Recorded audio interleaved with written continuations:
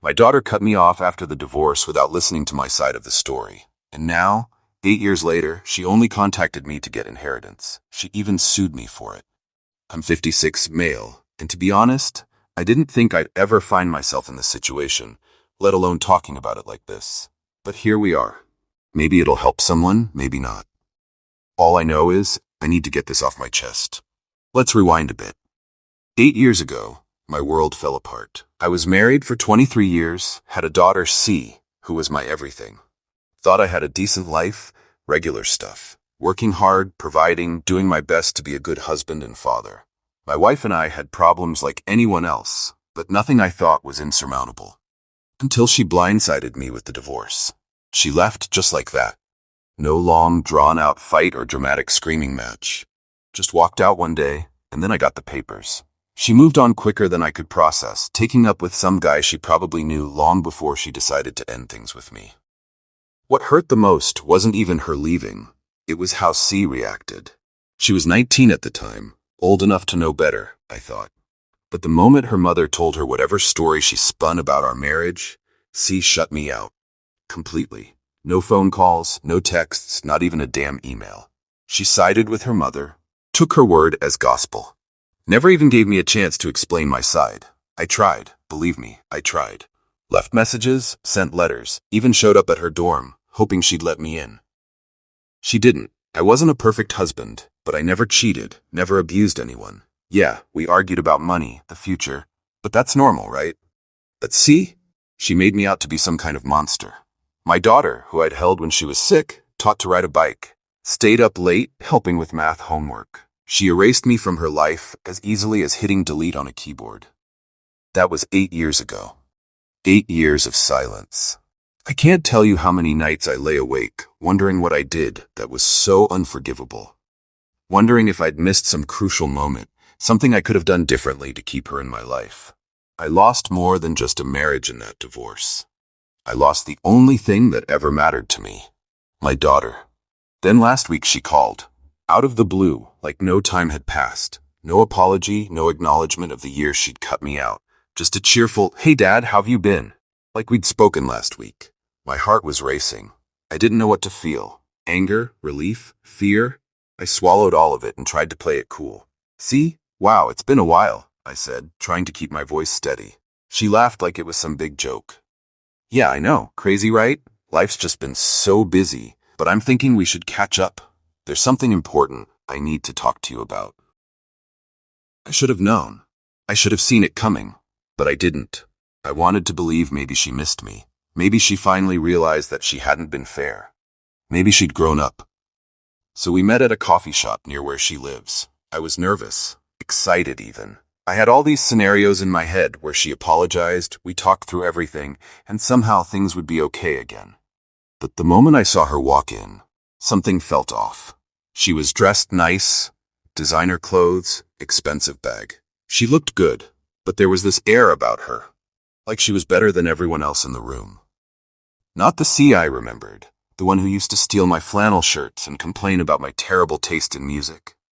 She hugged me, this stiff, polite thing, and sat down across from me. "Dad, it's really good to see you," she said with a smile that didn't reach her eyes. I fumbled through the pleasantries, asked about her life, her job. She gave me short answers, all surface-level stuff. Then she got to the point. "So," she began, leaning in slightly, "I've been thinking about the future, planning ahead. And well, I wanted to talk to you about your will." I blinked. Not sure I'd heard her right. "My will?" "Yeah," she said, smiling again. "I mean, you're not getting any younger, and I just want to make sure everything's in order, like what's going to happen with the house, the savings, all that." There it was. 8 years of silence, and the first real conversation we were having was about what she'd get when I die. I stared at her, the weight of her words sinking in. "That's why you're here? After all this time, you want to talk about my money?" She didn't flinch, didn't even seem embarrassed. "Well, yeah, it's important, Dad. I'm your only child, after all." My blood was boiling. I could feel the anger rising in my chest, but I tried to keep my voice calm. "You haven't spoken to me in 8 years, C. Not a word. Now you want to come back into my life because you're worried about what you're going to get when I die?" She rolled her eyes, like I was being unreasonable. It's not like that, Dad. I've just been busy, okay? Life happens. But now I'm here, and I'm trying to have a responsible conversation. Don't you think it's better if we settle things now, so there aren't any surprises later? Surprises?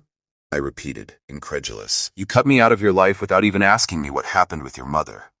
You ghosted me for nearly a decade, and now the first thing you want to talk about is my will? Jesus, see, do you even care about me, or is this just about the money? She crossed her arms and leaned back in her chair, looking bored. Dad, don't be so dramatic. Of course I care about you. I've got plans, okay? Big plans, and I need to know what I'm working with. I stared at her, this stranger who was once my daughter. I didn't even recognize her anymore. Big plans? You haven't spoken to me in years, and now you want to make big plans with my money? What about your mother's inheritance? Surely, she's taken care of you. Her expression hardened. Mom doesn't have much to leave. You know that.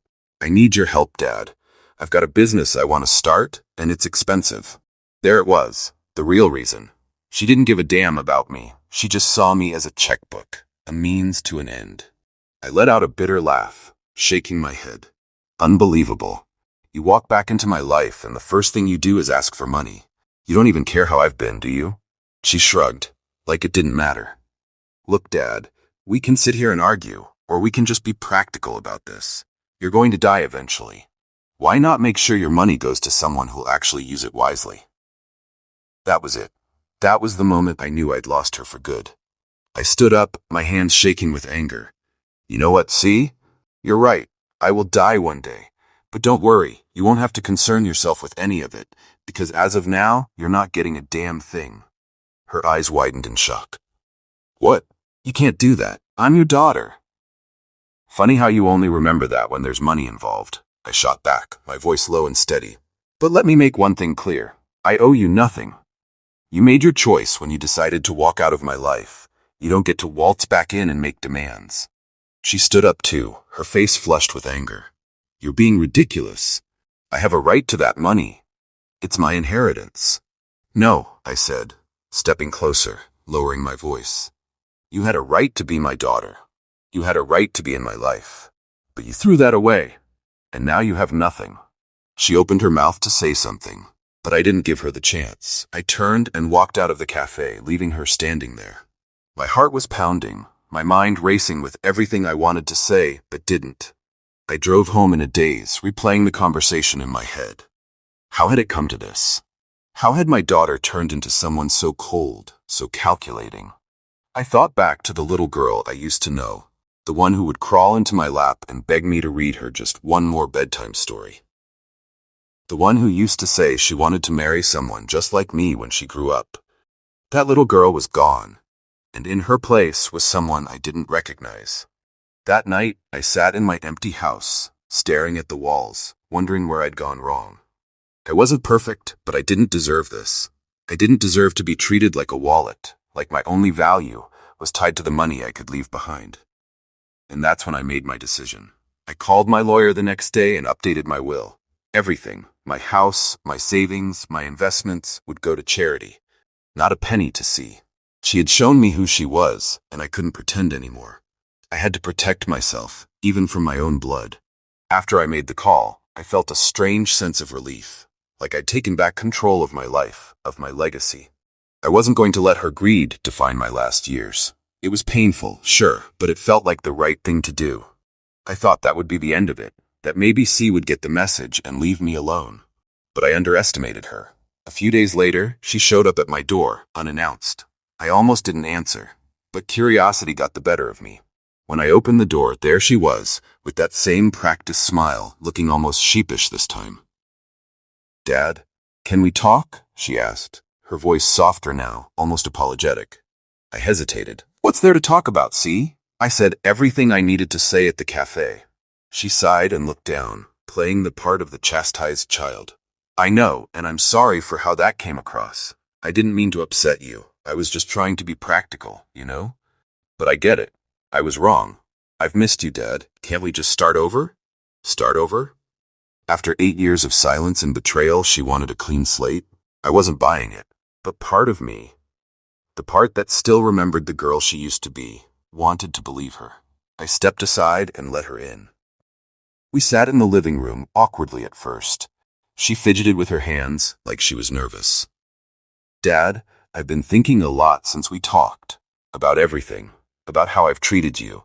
I know I've made mistakes, and I really want to make things right. I don't want to lose you. Her voice cracked a little, and for a second, I thought I saw genuine emotion, but I knew better now.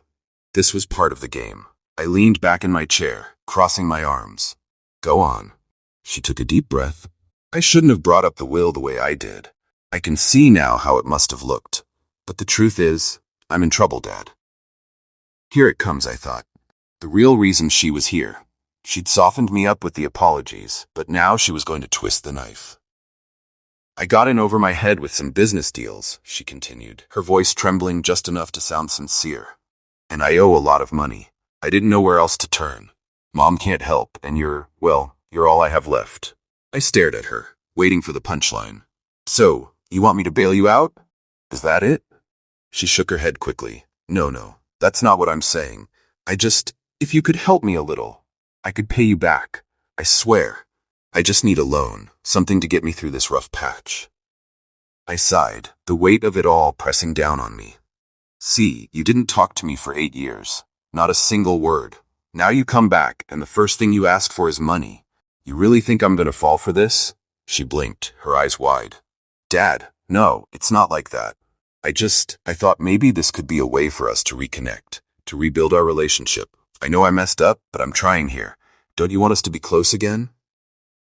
There it was. The emotional manipulation. She was good, I'd give her that. But I wasn't the same man I used to be, the one who would have done anything for her approval. I'd learned the hard way not to trust so easily. I stood up, signaling that the conversation was over. See, I don't know what you're expecting from me, but it's not going to happen. I'm not giving you any money. And as far as reconnecting goes, that ship sailed a long time ago. You made your choice when you walked out of my life. She stood too, her expression hardening again. The tears that had welled up in her eyes disappeared in an instant. I can't believe you're doing this to me. I'm your daughter, for God's sake. You're seriously going to leave me with nothing? I held my ground. I'm leaving my money to causes that actually matter, see, to people who might appreciate it. You've made it clear what you care about, and it's not me. Now I think it's time you left. She glared at me, her face twisting in anger. You'll regret this, Dad. You'll be alone with nothing but your precious will. And when you're lying on your deathbed, don't expect me to come running. I met her gaze, my voice cold. I've been alone for 8 years, see. I think I'll manage. She stormed out, slamming the door behind her. I watched through the window as she got into her car and sped off, the taillights disappearing down the street. I didn't hear from her for another few weeks. I thought maybe that was it, that she'd finally given up. But then, a letter arrived from a lawyer representing her. She was contesting my will, claiming I was mentally unfit to make decisions about my estate. She wanted to declare me incompetent and seize control of my assets while I was still alive. The audacity of it stunned me. She hadn't just given up, she was escalating. This wasn't about family anymore, it was war. I called my lawyer immediately. She's trying to contest my will, I said, barely able to contain my anger. My lawyer was calm, reassuring. Don't worry, she has no grounds. You're perfectly within your rights to leave your estate as you see fit. We'll fight this. And fight it we did. Over the next few months, there were court hearings, evaluations, legal wrangling. C's accusations were baseless, but that didn't stop her from dragging me through the mud, hoping to wear me down. She painted me as a bitter old man, clinging to grudges, unable to see reason. But I stood firm. I wasn't going to let her win. Not after everything. In the end, the judge saw through her lies. The case was dismissed. My will stood as it was, and C got nothing. I thought I might feel some sense of triumph, but all I felt was a deep, lingering sadness. It hadn't had to be this way, but she had made her choice, again and again. I still think about her sometimes, wondering if she'll ever realize what she's lost, but I don't hold out hope anymore. People like her, they don't change. As for me, I'm at peace with my decision. My life may not have turned out the way I'd imagined, but at least now I have clarity. I've done what I needed to do, Everything's in order now.